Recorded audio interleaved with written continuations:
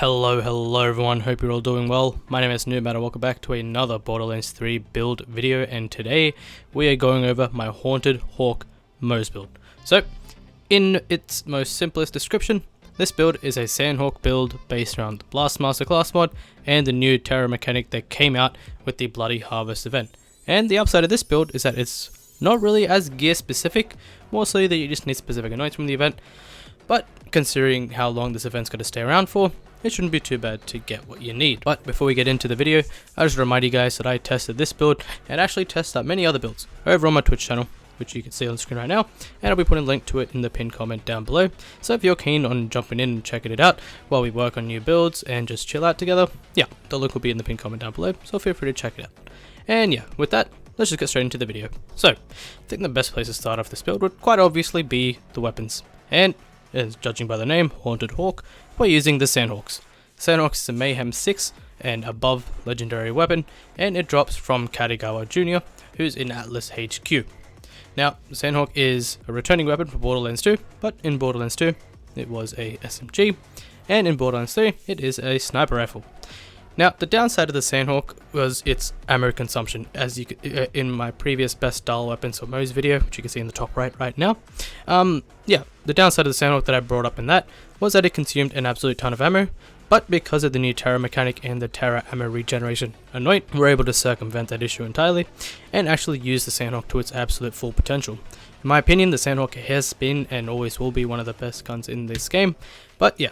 Now we can eliminate the sort of trade-off it had, and we can basically use this gun however the hell we like. And as you can see at the gameplay in the background, it's doing an absolute ton of damage.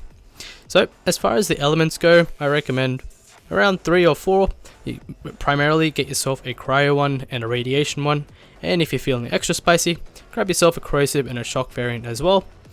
As far as the base damage goes, they're around 20,000 times 7.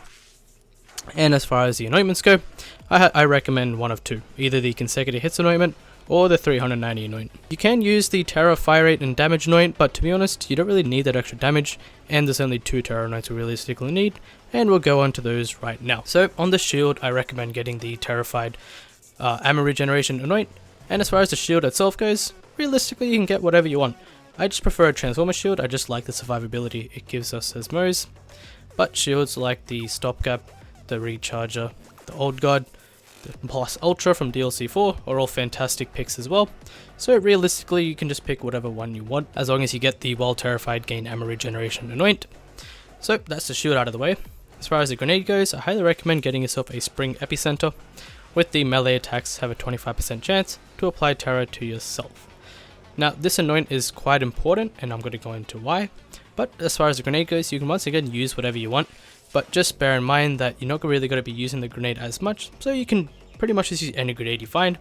I just like the epicenter because it works well with Moze and Vampire to get health back really quickly. But with this build, you're going to be killing things very fast, and they're not really going to have much time to down you at all. So yeah, you can get away with whatever grenade you want. Just make sure the anointment is the melee attacks have a 25% chance to apply terror to yourself.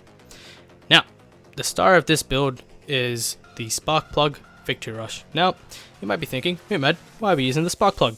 Well, let me tell you. The Spark Plug, when you slam, puts in a little electrified coil that does shock damage to nearby enemies. Now, it's not that, oh well, it is that, it actually does a ton of damage, surprisingly, but the Spark Plug electric coils also count as melee damage. So what that means is that when combined with the get terror on melee anointment, when you slam, you'll actually get terror, and by getting terror, you'll be able to get your ammo regeneration anoint, and in doing so, you'll be able to spam the Sandhawks like no tomorrow. So that's the sort of underlying principle of this build.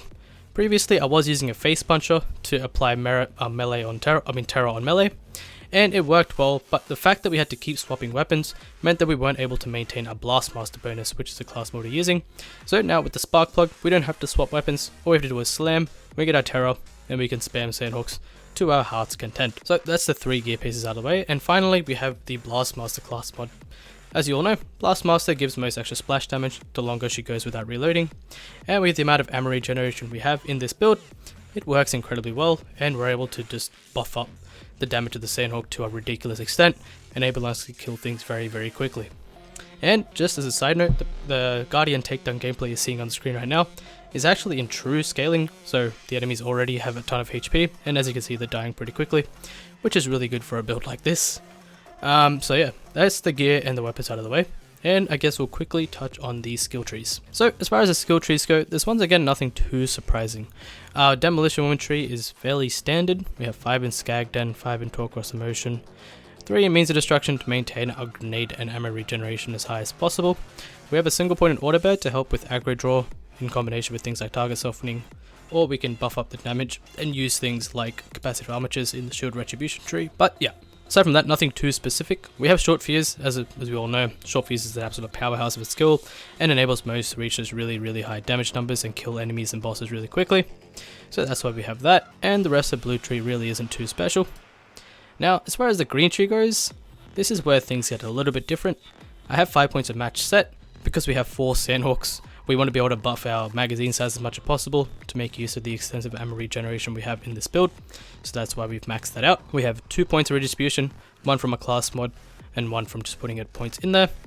We have Stoke the Embers to buff our damage from experimental munitions and Skag Den as well, because having extra instant damage never hurt anyone. And we have Scrappy for a useful utility skill to be able to swap between different element Sandhawks to be able to match the elements off the enemies are fighting to be able to deal as much damage as possible. And here's a bit of a kicker. We have completely avoided Scorching RPMs for one simple reason. The extra fire rate bonus actually messes with the Sandhawk's ammo regeneration ability, which means that we won't be able to fully utilize the Blast Master class mod's effect because we've got to be reloading a lot more often.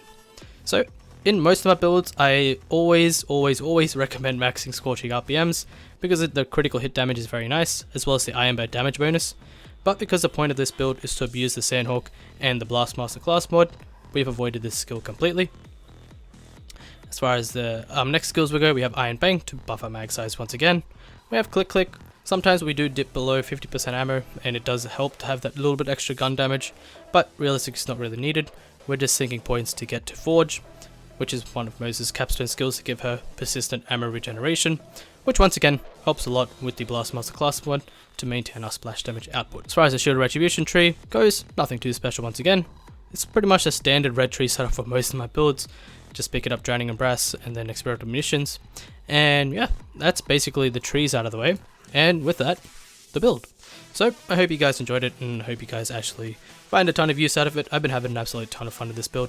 Sandhawk has always been one of my favorite guns in the game, and now being able to use it as effectively as possible when combining it with the Blastmaster class mod really enables us to hit those massive damage numbers, which is awesome for a build like this. But yeah, with that, I hope you guys enjoyed the video. Take care of yourselves, and I'll see you guys in the next video. See ya!